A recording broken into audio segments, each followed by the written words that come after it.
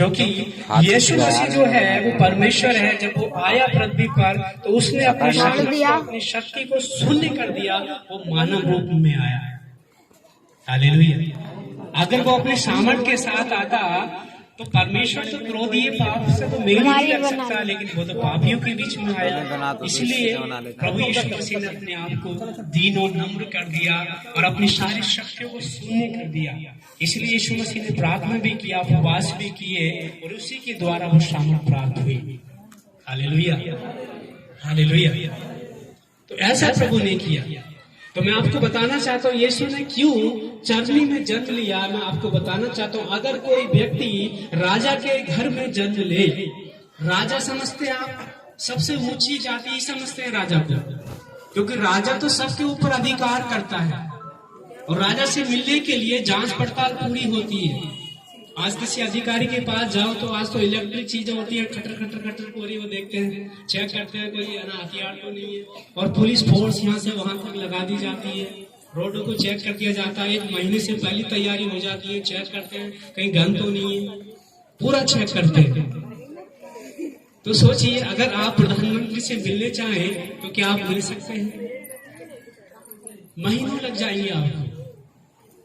तो प्रधानमंत्री ठीक है, एक राजा के समान है।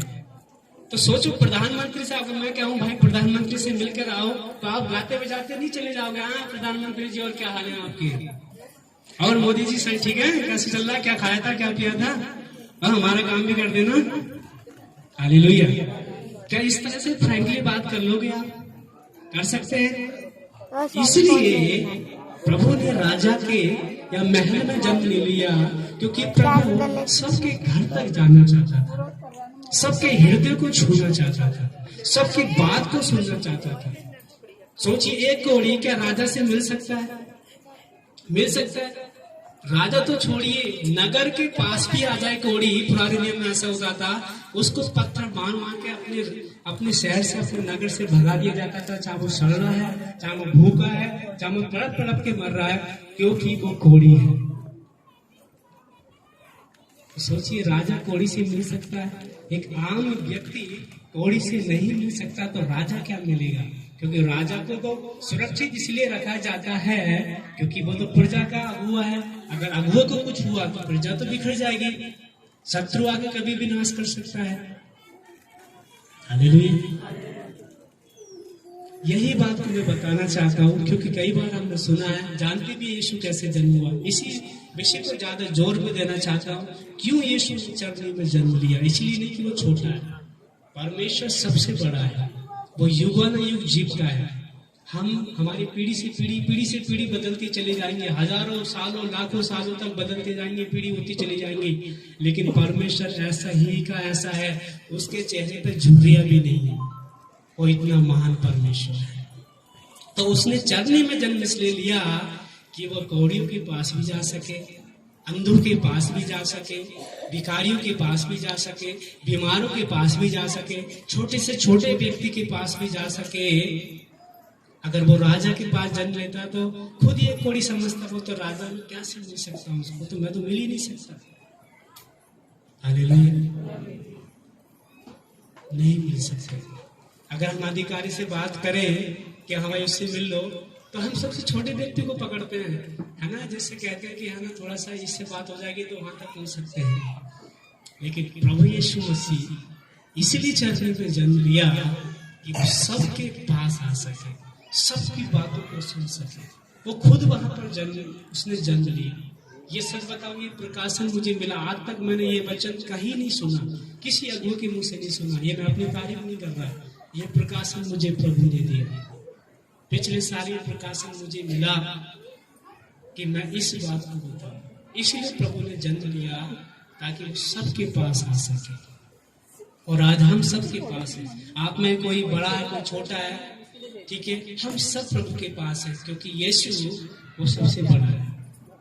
अगर हम अपनी जाति की बात करें तो वहां पर पतरस की पुस्तक में लिखा है कि हम राजपदधारी याजकों का समाज है। राजपदधारी, हालेलुया, हम सब जो हैं राजपदधारी याजकों का समाज है। सबसे, इसको बोलते हैं हाई प्रीस्ट, इंग्लिश में देखो तो सबसे ऊंचा। हालेलुया। तो यीशु मसीह ने इस तरह से चरनी में जन्म लिया। जब यीशु मसीह पैदा हुए तो स्वर्गदूतों ने, अब क्या हुआ, स्वर्गदूत उस समय जब चरनी में था, सोचिए जहां चरनी होगी वहां पर भेड़ बकरी भी होगी और वहां पर चरवा भी होंगे। तो चरवा दूर है ना, दूर एक स्थान में बैठे हुए थे, बारी बारी से अपनी भेड़ बकरियों को है ना रखवाली करते थे। तो वहां पर एक उजाला हुआ और वहां पर एक स्वर्गदूत प्रकट हुआ। हालेलुया। एक स्वर्गदूत प्रकट हुआ। जब उजाला हुआ तो वहां के सारे भेड़िए डर गए कि ये क्या हुआ, ये क्या है। फिर स्वर्गदूत ने बोला, डरो मत, मैं तुम्हें आज एक बड़े आनंद का सुसमाचार सुनाता हूं। डरो मत, मैं तुम्हें आज बड़े आनंद का, इससे पहले कोई बड़ा आनंद का सुसमाचार नहीं आया था। पहले तो आज्ञा आई थी कि आंख के बदले आंख, और है ना, आंख के बदले आंख और गाल के बदले गाल और हाथ के बदले हाथ। अगर किसी ने हाथ काटा तो तुम भी हाथ काट दो, किसी ने थप्पड़ मार दिया तुम भी थप्पड़ बजा दो, किसी ने आंख निकाल दी तुम भी आंख निकाल दो, किसी ने तुम्हें मारा तो तुम भी मारो। पहले ये था, लेकिन यीशु मसीह, पहले ये आज्ञा आई थी, लेकिन अब यीशु मसीह आया तो ये स्वर्गदूत ने क्या बोला जब यीशु मसीह आया, बोला कि मैं तुम्हें बड़े आनंद का सुसमाचार सुनाता हूँ। ये वही स्वर्गदूत था जो यूसुफ के पास आया, माता मरियम के पास आया, और पुराने नियम में देखे तो सभी के पास वो स्वर्गदूत गया, क्योंकि वो स्वर्गदूत जिब्राइल स्वर्गदूत है, और जिब्राइल स्वर्गदूत परमेश्वर की ओर से संदेश को लेकर आता है। हालेलुया। तो वही संदेश, क्योंकि वहां पर जो चरवाहे थे, भेड़ बकरियों को चराने वाले थे, उनके पास आया और बोला कि मैं तुम्हें बड़े आनंद का सुसमाचार सुनाता हूं जो सब लोगों के लिए होगा। हालेलुया। उनको क्यों बोला सब लोगों के लिए? कभी सोचा आपने? उनसे यही है ना, स्वर्गदूत ये भी तो कह सकता था कि ये तुम्हारे लिए, ये केवल ये कह देता मैं तुम्हें सुसमाचार सुना रहा हूँ भाई, ऐसे ऐसे यीशु मसीह वहां पैदा चले जाओ। नहीं, ये बोला मैं बड़े आनंद का, क्योंकि अब तक उद्धार नहीं था, अब उद्धार करता आ गया है। अब तक कोई आशा नहीं थी, अब आशा देने वाला आ गया। अब तक जीवन नहीं था, अब जीवन देने वाला आ गया। इसलिए बड़ा आनंद का सुसमाचार वो है। और क्या होगा? सब लोगों के लिए, सब लोगों के लिए। ठीक है, कोई सहना पंजाबी अलग नहीं, ठीक है, मुस्लिम अलग नहीं, हिंदू अलग नहीं, और जितनी भी जाति भाषा बोलने वाले लोग हैं अलग अलग नहीं, सबके लिए है। बहुत से लोग कहते हैं हाँ जी आगे क्रिसमस ईसाइयों का होता है, केवल क्रिश्चियन का होता है, केवल मसीह लोगों का होता है, लेकिन ये सब लोगों के लिए है। हालेलुया। हम क्यों बनाते हैं इस तरह से? बाइबल में नहीं लिखा कि क्रिसमस बनाओ, लेकिन हम इसलिए बनाते हैं उसकी याद को करें और ये संदेश सब लोगों को दे, क्योंकि प्रभु के दूत ने दिया चरवाहों को और चरवाहों ने दिया पूरी दुनिया को। क्योंकि चरवाहों के पास क्यों आया परमेश्वर का संदेश? क्योंकि चरवाहा आज इस नगर में रहते हैं, उस समय भेड़ बकरी चराई, यहाँ से घास खत्म हो गई तो दूसरे प्रदेश में चले गए, फिर दूसरे प्रदेश से दूसरे प्रदेश में देश में चले गए, इसलिए वो सारी जगह घूमते थे। इसलिए उनके पास ये संदेश आया कि वो सब लोगों को ये बताए, क्योंकि स्वर्गदूत क्या कह रहा था कि सब लोगों के लिए होगा। तो चरवाहे समझ गए कि ये परमेश्वर की आज्ञा है कि जो ये संदेश हमारे पास आया है अपने बाबा को दौरे बैठ गए सब लोगों के लिए, तो हमें बताना पड़ेगा सब लोगों को। हालेलुया। हम परमेश्वर की भेंटे हैं, ठीक है, और प्रभु ने हमें वो चरवाहा बनाया है कि हम जहाँ भी जाएं, अगर हम ऑफिस में जा रहे हैं तो वहाँ प्रभु का संदेश दें, हम किसी नगर में जा रहे हैं वहाँ प्रभु का संदेश दें, हम किसी मित्र के साथ रहते हैं वहाँ प्रभु का संदेश दें। सोचिए आप जिस मित्र के साथ 1 घंटा बिताएं, 2 घंटा, 1 दिन बताएं, अगर उसको सुसमाचार नहीं सुनाते तो प्रभु पूछेगा आपसे। लेकिन मेरे साथ कोई 1 घंटा बैठ जाए, मैं उसको सुसमाचार सुनाने से कभी नहीं चूकता। इसलिए परमेश्वर आपके पास किसी भाई बहन को लाए तो प्रभु का वचन बताए, क्योंकि आप तो छोटा वचन नहीं दे रहे, बड़े आनंद का समाचार दे रहे हैं जो सब लोगों के लिए है। तो चरवाहों के पास इसलिए संदेश आया कि वो जहां भी जाते थे वहां पर यही कथा सुनाते थे कि हम उस प्रदेश में थे, यरूशलेम में ऐसे ऐसे यीशु पैदा हुआ, ऐसे ज्योति चमकी, एक स्वर्गदूतों का झुंड वहां पर था और उसने ये आज्ञा दी थी सब लोगों को सुनाओ यीशु के बारे में, क्योंकि यीशु हमने पीछे पढ़ा कि वो क्या होगा, वो अपने लोगों का उनके पापों से क्या करेगा, उद्धार देगा। हालेलुया।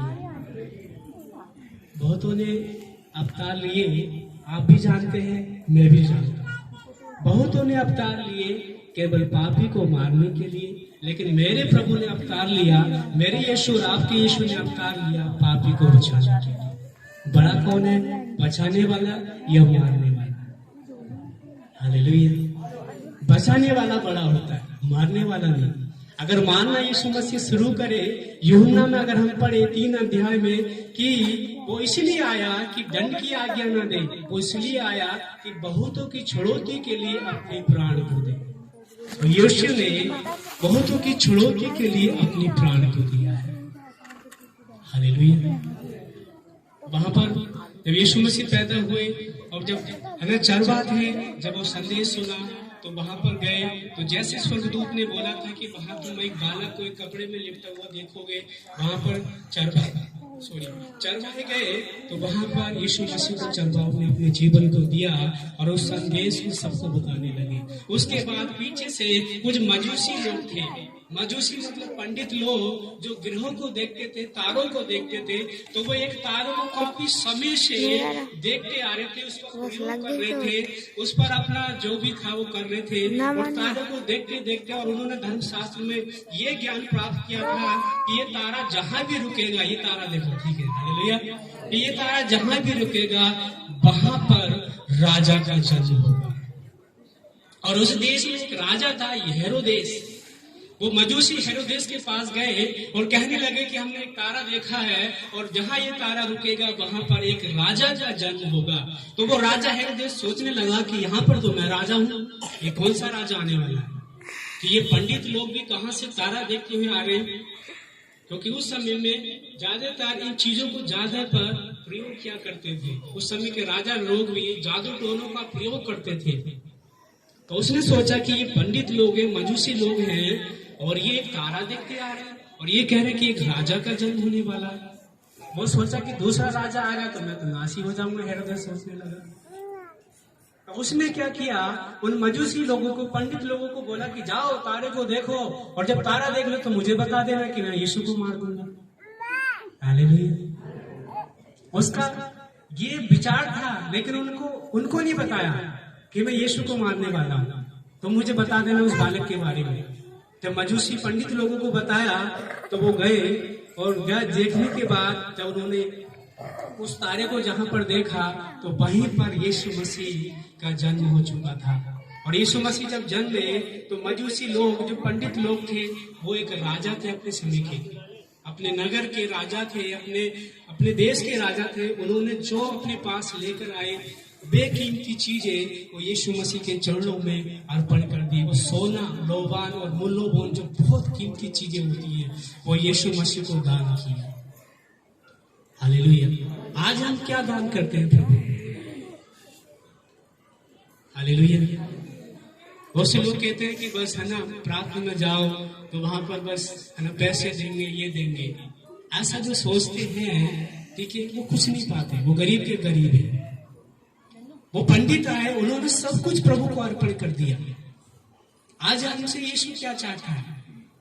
ठीक है, आज हम प्रभु के लिए क्या समय दे सकते हैं? क्या अपना जीवन हम प्रभु को दे सकते हैं? क्या आज हम अपने बच्चों को प्रभु को दे सकते हैं? हालेलुया। समय, ठीक है, ये समय प्रभु ने दिया है। समय का भी दशवां से दिया करें।